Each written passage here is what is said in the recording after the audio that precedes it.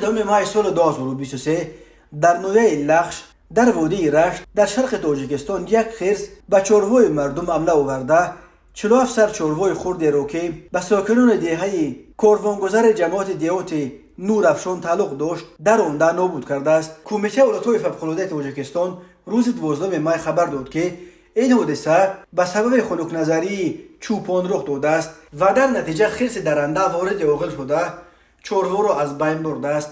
تفصیلات دیگری حادثه نشر نشده است. درباره سرنوشت خرسی که 10 سر چاروای مردم را نابود کرد نیز چیزی گفته نشده است. هر سال در تاجیکستان موردهای زیادی به چاروای مردم حمله کردن و آنها را در آن نابود کردن حیوانات وحشی اساساً گرگ، خرس و گاگا ببرهای برفی رخ می‌دهند.